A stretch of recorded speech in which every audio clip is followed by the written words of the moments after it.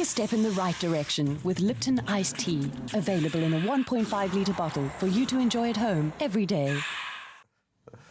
Welcome back to eXpresso, part 2 of social media. Is it good? Is it bad? We're part of the Positive Steps campaign in association with Lipton iced tea, and this is how to bring parents and kids together. Can it be done? Nikki Bush says it can. Well, with me in the studio is one of those parents, Tracy Jean, who has got 6 children, ranging from 14 all the way down to 1. Tracy Jean, thank you for having us. I know you're coming a little bit stressed. I want to ask you this question. When it comes to Facebook, what are you afraid of as a parent?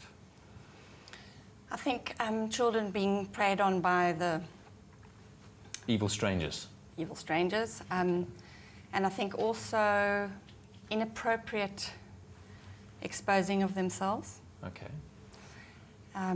Because it's a big... Sure, it's a big market out there. Yeah. How do you curb that? I mean, what do you do? Nikki, you're going to tell us in a moment what you do, but what do you do? 6 kids, how do you stop them doing what they want to do on Facebook? Talk about it a lot. Okay. 6 kids don't go on Facebook, only the 14-year-olds. All right. And a condition was that I'm one of their friends. Oh, really? Yeah. Okay. Time limits, anything like that? Yeah, time limits, not always. It's not always perfect. Okay. But yes, definite time limits. It's in the study. It's in an open family area. We don't have computers in the bedroom. All right. So it's in an as accountable place as possible. Now, Nikki, those are all the right buttons that you talked about yesterday. Anything else that you can add to that in terms of curbing overuse of Facebook? No, I think the big thing, of course, and especially in this case, yeah. we've got 6 children, and the interesting thing is that children will rat on each other too, and they self-police each other. Oh, wow. So I think the great thing is that when we've got a community together that knows each other, they will police each other too. You know, we're living in this very new age with broadcasters changing to social, and the people decide what will and will not be shared, which is quite an interesting concept because we're not used to that. That's right. It's self-regulating. Yes, it is a self-regulating kind of system. So, and the big thing with children is to ensure that they only text what they would say to somebody's face. And that's the kind of thing that we can only teach our children through conversations and through teachable moments. So is it really okay to talk about somebody's acne on Facebook? How would you like somebody to talk about your face today on Facebook to tell everybody you know, what you're looking like? Because Facebook, any social media platform has got the potential to be used for good or for bad. Right. So we go back to family, and here we've got such a lovely example of family, 6 children in a family, where your values and your worldview will actually determine what you do on a platform like Facebook and mix it. So it all goes back to family, goes back to how we bring our children up and how they see the world and what they will or will not do to each other. Okay, well, it goes back to values, and you talked about that yesterday. So, Tracy Jean, tough question. How do you teach values to your kids?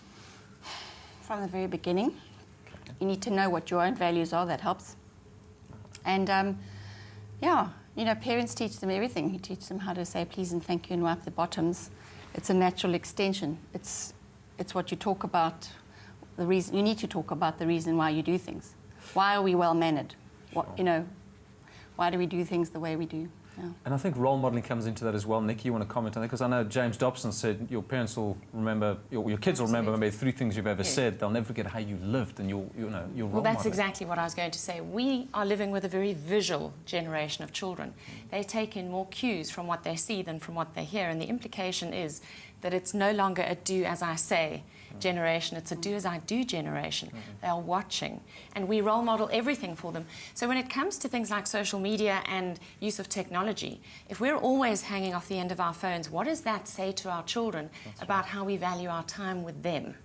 We have to have time where we manage technology so that we are present with our children, so that we are accessible to our children. And this is the ultimate challenge of 21st century parenting, is being there, not necessarily all the time, but when we are there, are we really there? That's right. And if our children don't have the opportunity for engaging conversation with their parents, if we're always too busy and absent, even if we're physically present, the lure of social media will be huge because there is never a vacuum, and right. our It fills children again. are born what I call automatic attention-seeking devices. Yeah. Every child, from the time they're a baby right through to us, Yeah. we all need attention. And if we're not getting it from the people we are connected with in our homes, in our family, we can just go onto social media and find hundreds and thousands of people who are quite happy to chat to us in our hour of need. So what I say with social media is that our children are currently hitchhikers on the internet superhighway. Yeah. And a hitchhiker catches a lift because they are desperate or ignorant. Interesting. Those are the people who will catch a lift from a stranger. We do not want our children to be desperate and ignorant on the internet superhighway, because somebody will pick them up. Yeah. So our job as families and parents is to bridge that digital divide, to get on Facebook, to get on Mixit, to gen ourselves up so that we know about the technology our kids are using. And in that way, we will reduce that conflict with our kids, and we will be able to guide them better on this road to technology and social media and really connection. I mean, what is social media but networking and connecting? Right. Yeah. It's what we as mothers actually do really well. But This it's just word of mouth It's just a thing. different medium, though. But it's a different medium because it's very text-based. Yeah. And so our children are using all these acronyms and short forms, creating an entire new text-based language, which is a very interesting point in history. And everything. Don't bring up spelling. everything's Don't bring kind up of- spelling, no, Nikki, because spelling, you're going to come up right now. I can just see that. My children's spelling is absolutely terrible. And even the MD of the Oxford English Dictionary says he doesn't use a dictionary anymore. He just hits the spell check. So our kids kind of go, well, whatever, why bother? But the interesting thing is there is an entire new language that's being developed. And think about your cell phone screen and a Twitter screen, 140 characters max. So our kids are learning how to package a soundbite.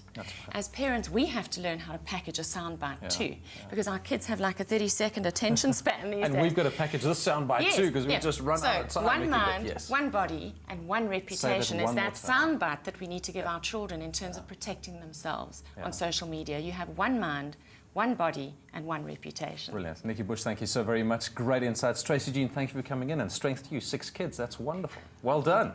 Much respect, Mom. We're going to go to a break right now, and after the break, kids cooking. So stay with us on eXpresso, live on SABC 3.